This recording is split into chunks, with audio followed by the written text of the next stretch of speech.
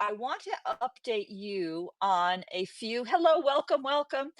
I want to update you on a few changes to our schedule, what with the RootsTech and all. First of all, I am going to skip next Sunday's live session. I later this afternoon, my time, California, will be updating whatever it is it says on the projectkin.org/events calendar.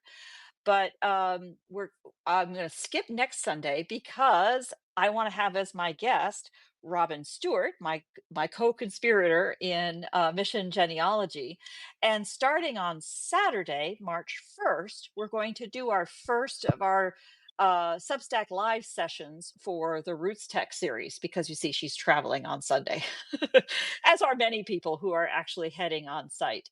So I will then pick up, she will be traveling Sunday, and then starting Monday through Friday that week, we will be broadcasting every day with something happening. And I am working out the schedule. I have a list of about 20 people now who have told me they're interested and signing up, including you, Kathy. Thank you very much. Yep, I'll be Go there. to projectkin.org/rootstech. I've got 2 articles in there talking about exactly what we're doing.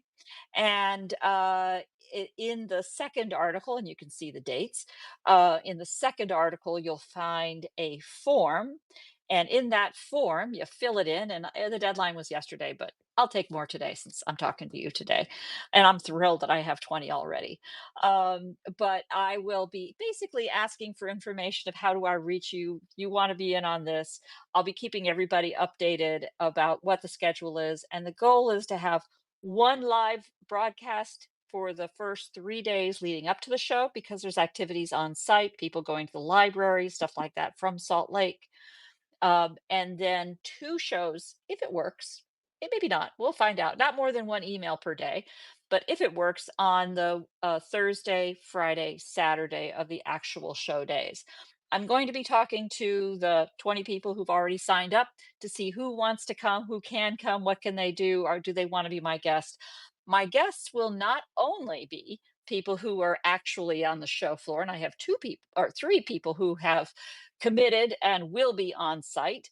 But like I said, I've got a total of 20. So there will be many of you who will not actually be on site, but we can do live sessions anyway and talk about the people who are on site. We can talk about what we've seen. As many of you know, I had a software company. It is part of that. As a software vendor, I am now as a recovering software vendor, I am very sensitive to the challenges of where that goes. Which reminds me, Kathy, photo organizing. It's been a very big couple of weeks for all of that. Welcome, welcome. We have a major event this week with Kathy's Corner on Thursday, and then there was also major news with Memory Web announcing that they're going offline, and a lot of drama about what to do if how to recover your files that you have on Memory Web, and how to be sure not to lose the precious metadata that you went to Memory Web for in the first place. Mhm. So let me calm down, Take a breath. take a breath, and turn it over to you to tell us a little bit about first what's coming on Thursday. Well, coming on Thursday, we're going to continue with our digging into how do we figure out the who and the what and the where and the when of those photos that are left over at the end that we're not sure what they're who the people are. And I've always cautioned people, don't immediately go, I don't know who that is, and toss the picture, because you never know. It could be somebody that you find out afterwards, in fact, is someone that is related to you, or was closely related to, or was someone else important in the lives of your ancestors. So that's what we're going to be talking about, is how we can go about finding information from the photos themselves. So that's coming up. And I was thinking about the Memory Web situation all week, and I was like, that somebody told me a long time ago that many copies keep stuff safe. And I think that's the warning, the learning point here. from this with memory web is that don't keep everything in one place. And also, I think we did a Kathy's Corner, I think, on tips on how to evaluate your photo organizing software or your storage quite some time ago. And I think the key is you've got to check things out when you start. It may look good, but and you're getting so excited about finding somewhere to put your things, it's always a good idea to have a look and see, okay, if I have to take them out of there, what's coming out for me? What is it easy? Because there's some places you can get your stuff back, but it's not easy. Is anything I add to it? This is, I think, a stumbling block in many places is that if you work in that software and you add something, it doesn't get added to the original metadata. And so you're doing a bunch of work in a program, and then all of a sudden you're like, oh, that's all gone now. So it's back to that checking out, testing things, try it out. I think some people, I know you do, Barbara, have a sort of a little set of photos that you try out new stuff on so you could compare as opposed to starting with something different. But take a little subset of photos that you know what look like in on your desktop or wherever your core copy is. But again, I go back to many copies keep stuff safe. Don't have it just as we say, don't keep it just on your computer. Don't have it just in one place online, because we're taking a leap of faith with any online program for our photos that program will be there forever. And we know that's not the case. So Yeah. software comes and goes, and there's nothing wrong with using online programs. I know some people who don't use it at all and just use drives, but drives, you've got to keep backing up things. And there's we've talked before about the security of that with, theft, fire, flood, all those things where those can be lost, but never have anything even in one place. I saw someone who's got everything is all in one place online, and they've got rid of all their hard copy backups. And I'm just like, not a good idea. Keep everything. You should have at least 3 copies of everything. And it does mean you've got to have a little bit of a plan to sort how do you update them, because obviously you're not going to work in all 3 at the same time. You need to be updating, but never have anything just in one place. And again, I think there's quite a bit of things. I think Maureen Taylor put something out on how to get your stuff back out of memory web if that's the only place you have it, or if you've done a lot of work in there and now you Yeah. don't you need that work done. But I think that's sort of the tip of the day. Looking forward to seeing everyone on Thursday and talking more about identifying photos and how we can get clues from the pictures themselves, and talking about the actual photo, not what's in it yet. So Yeah. Yeah. Well, you remind me of the classic uh eggs and baskets. It's don't keep all yeah, your eggs in one yeah, basket, but at the same time, remember where you're putting things. And I think one of the photo organizer lessons that has resonated the most for me is that of workflow. And quite frankly, as I've said before, this is what businesses do. If you think about a yeah, software company that is doing development, they can't just say, oops, I did all that work, but I don't know where it is.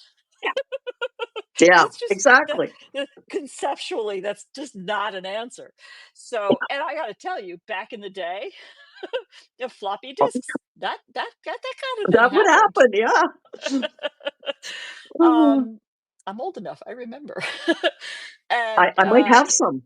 yeah, I have the floppy disks. No, I meant in Yeah. development, it Yeah. happened that you can't do that thing again because it's just gone.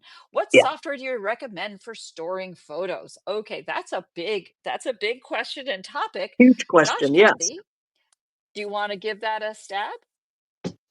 Do you want me to not be generic for a minute?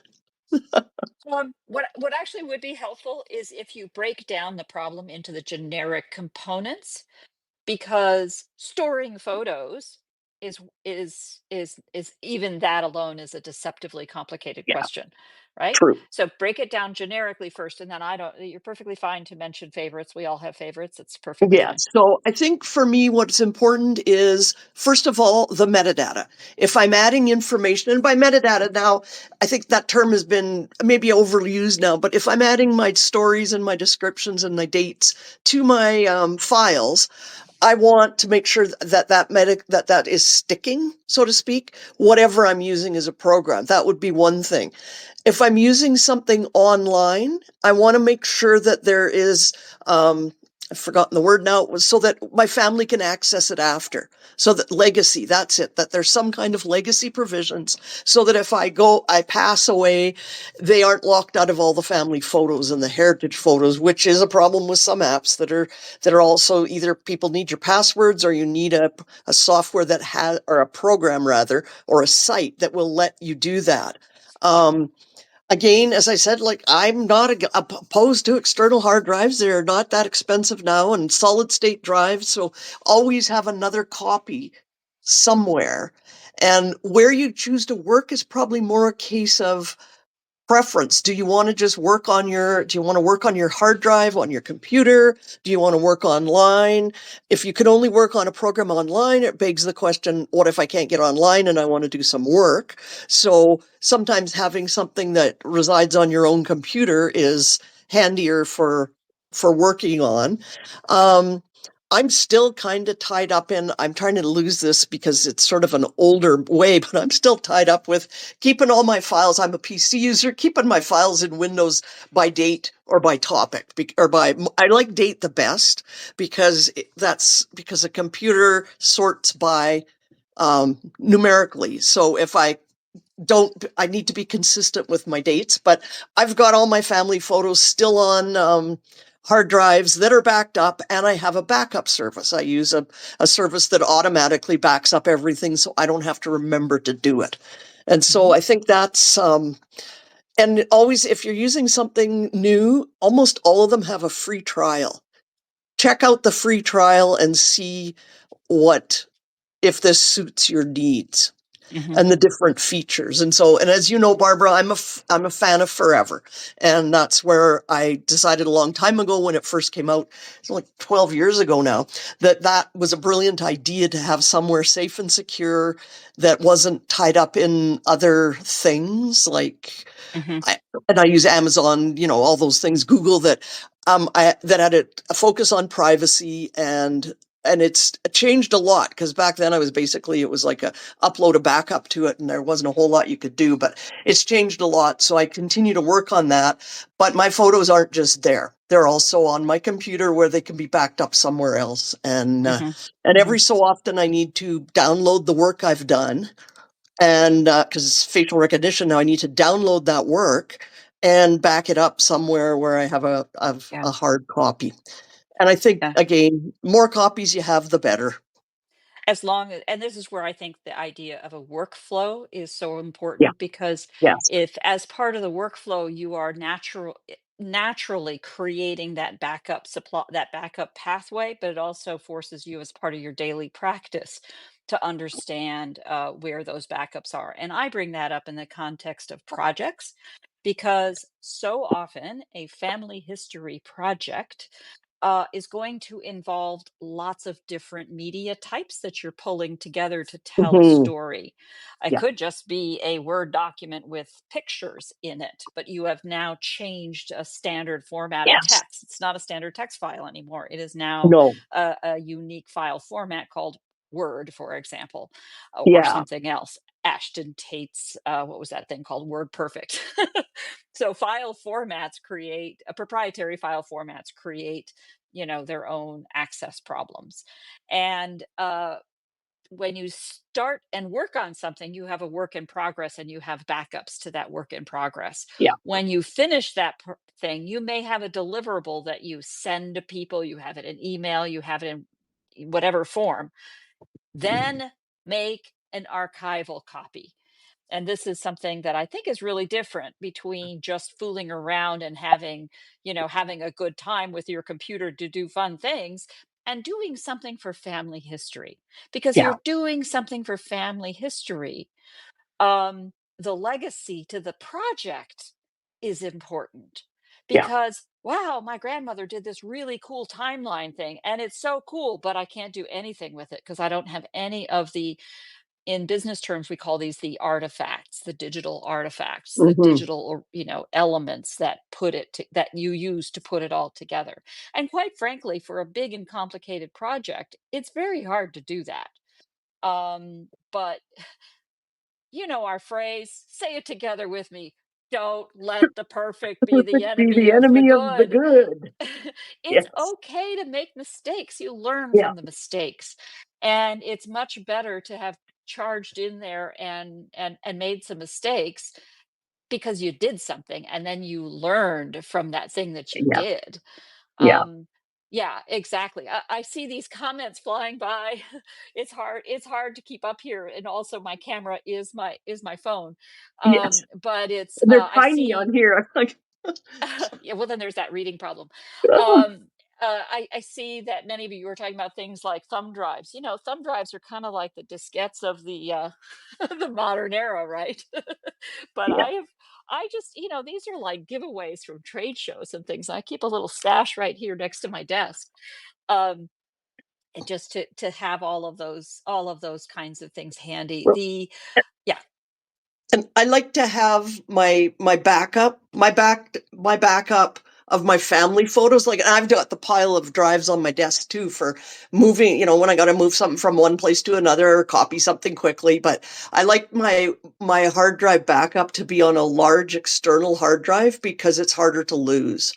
And I know of clients that have requested thumb drives for their family photos. And then about 3 years later, they go, is there any way you could give me those photos? These are ones that have been organized and digitized because I've lost the thumb drives. And it's sort of Yeah. like, so it's again, but if you have more, and they never backed them up anywhere. Cause I always say, okay, here's your photos, but make sure you back these up more places. So, and it's a constant, as you say, you need a workflow and need to follow that. We actually might be able to talk about that in Kathy's Corner at some time. Probably, maybe not this week, or we could switch, talk about that this week. Who knows?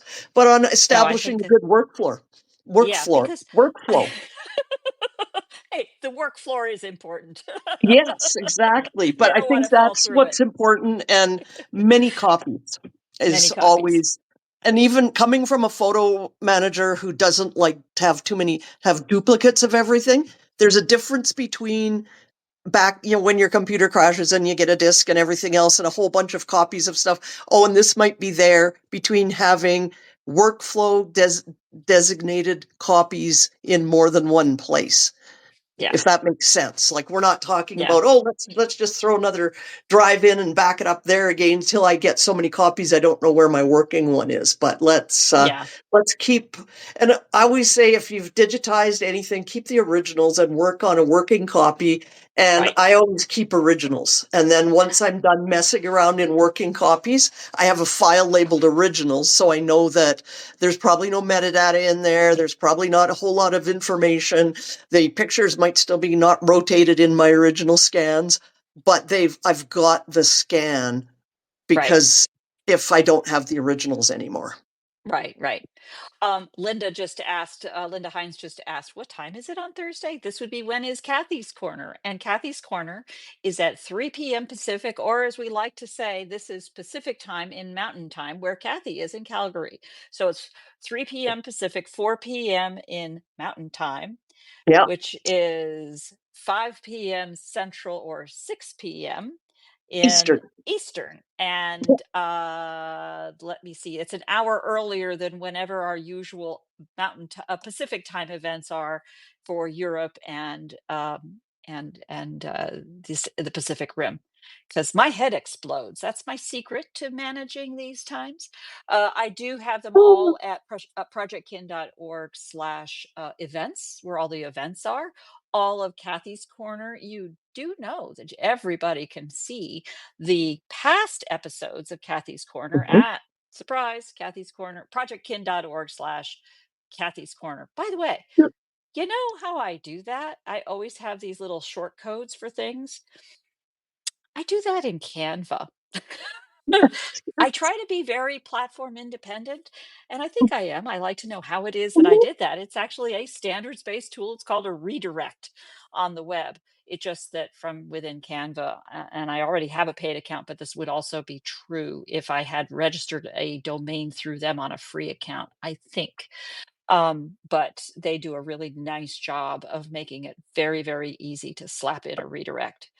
Yeah. So I use them out the yin yang, and Mhm. I project them for all of you because I And use them and to keep my again, own head straight. the tool that works. That to me is another criteria for me is somebody might like another program better or recommend it or sing its praises, but it's got to work for you and it's got to Yeah, fit into how you want your workflow to go. And like, yeah. that's why I said, like, Canva's a great tool. I had somebody, a relative send me a note says, I got to make a slideshow for a presentation this week. And he said, what software do I need to buy? And I said, hey, don't buy anything. I said, look at Canva. And I'm pretty sure you can do whatever it is you're making your presentation on and do a good presentation with your photos and not At pay the for free it. level. Yeah, yeah. Because Well, Barbara and I are both very fond of free stuff too. very fun. One thing I will criticize Canva for, and I'd say it's a great example of being careful about your workflow, is that they almost encourage being sloppy with your originals because they don't give you any limitations on how much you can upload on a paid account. They don't, I upload now routinely 1.5 gig and more in video at a time, and there's no limit on it. So I have all, I mean, I'll say, where is that in my, what was the name of the file? If I want to see if I've already uploaded that to Canva, I don't know. Let me just take it up again. And it means I'm actually very That is, sloppy, which yes, is not not not good. good. Not Yes, good. But does it matter? I'm not sure it matters. If yeah, it doesn't I would argue it doesn't matter if I'm always keeping backups. I had an yeah, original archive. I know where my originals are, the mint version, the golden master.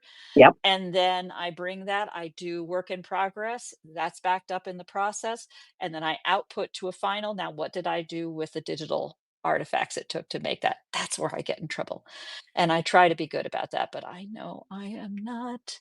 So we try. Speaking of which, just to wrap this up, because I do like to keep these short and tight, Yep. um, Kathy's Corner and our very own Kathy Stone with us now.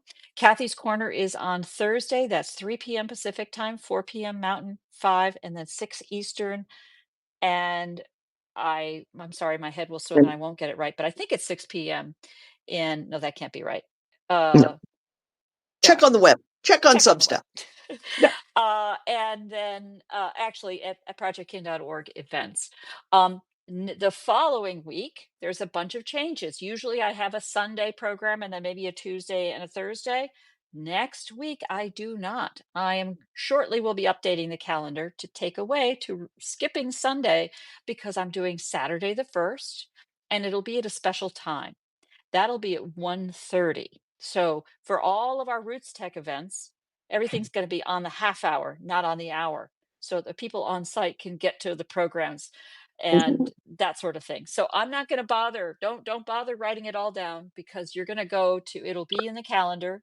And I'm just telling you, there's a whole lot of changes coming for that special week. And basically, I'm not going to have any regularly scheduled events. It's a Rootsapalooza. Roots. Yes.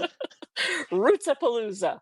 So it's a thrill as always, and welcome so many new subscribers. We're seeing a lot of excitement in the family history space. As Hmm. I share with many new people joining Substack, like Dear Mert, we had last week.